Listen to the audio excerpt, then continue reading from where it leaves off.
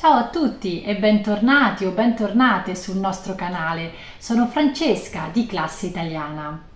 Oggi continuiamo a vedere insieme alcuni verbi pronominali. In realtà è la seconda puntata di un altro video che ho pubblicato qualche settimana fa. Se non lo avete ancora visto, vi consiglio di vederlo dopo la visione di questo di oggi. Allora, continueremo appunto a parlare dei verbi pronominali, però prima vi ricordo come sempre che nell'info box trovate il link per un'attività per praticare l'argomento della lezione. E poi ricordatevi, se non lo avete ancora fatto, iscrivetevi al nostro canale e attivate la campanella per non perdere le prossime video lezioni e seguiteci sulle nostre pagine Facebook, Instagram, LinkedIn. Bene, ma adesso cominciamo. Allora guardate il video fino alla fine perché oggi impariamo insieme 3 verbi pronominali.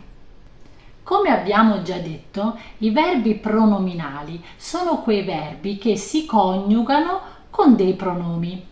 I verbi riflessivi sono dei verbi pronominali, ma ci sono dei verbi pronominali chiamati anche idiomatici perché hanno un significato proprio e spesso cambiano completamente significato rispetto al verbo base, al verbo di origine, diciamo, che viene usato.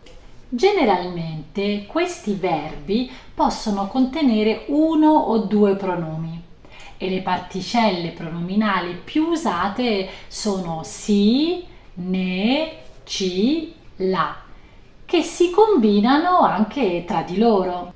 E allora vediamo insieme alcuni esempi e cerchiamo di capire bene il significato di questi 3 verbi di oggi. Marco non ama la matematica, mentre se la cava bene con l'inglese.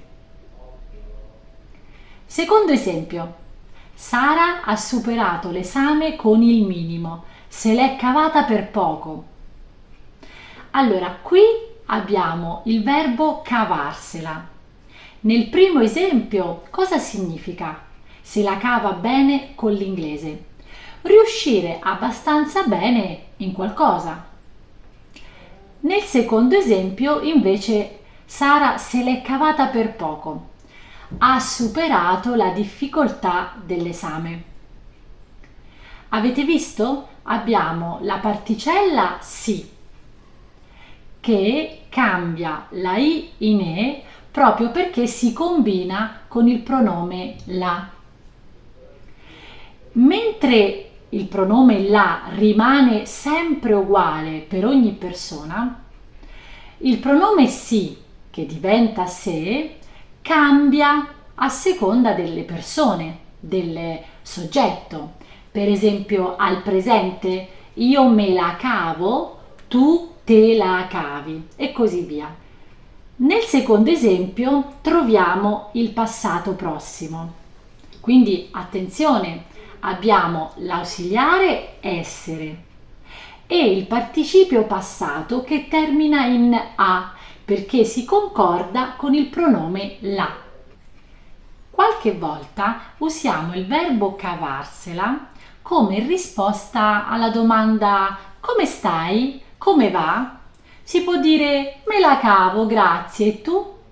In questa risposta me la cavo significa che tutto sommato va abbastanza bene, non benissimo, ma comunque vado avanti, riesco ad andare avanti. Secondo verbo. Immaginiamo, prima di una gara, di una competizione, un atleta dice: ce la metterò tutta per vincere. È il verbo mettercela tutta. Cosa significa? Significa impegnarsi al massimo per raggiungere un obiettivo, dare il meglio di sé.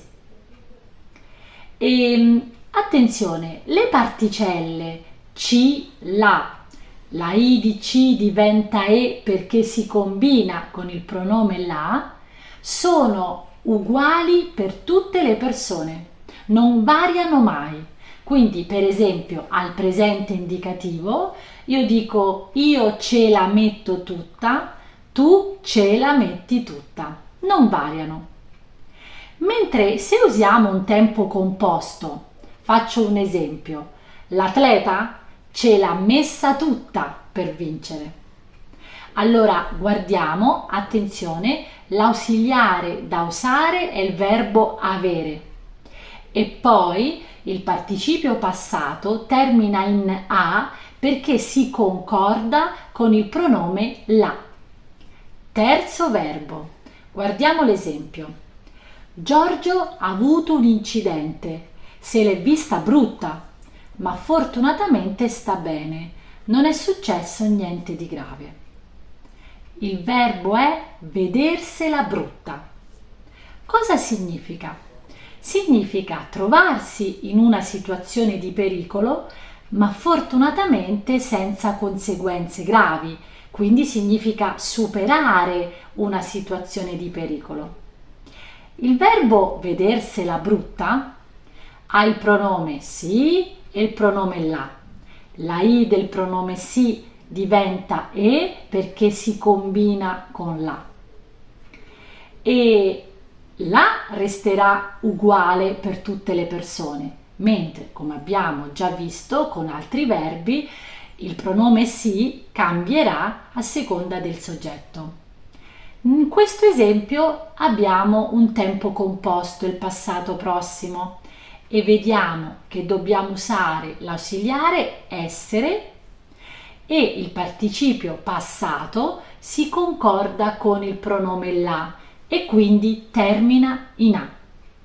E allora, per esempio, io posso dire io me la sono vista brutta, tu te la sei vista brutta. Diciamo che quando un verbo pronominale ha il pronome la, nei tempi composti il participio passato si concorda sempre con il pronome la e quindi terminerà in a. Bene, per oggi ci fermiamo qui. Abbiamo imparato questi 3 verbi pronominali. Vi ricordo che nell'info box trovate il link per un'attività proprio su questi 3 verbi pronominali. Ma se avete qualche dubbio, qualche domanda, scrivetemi nei commenti, così potrò aiutarvi.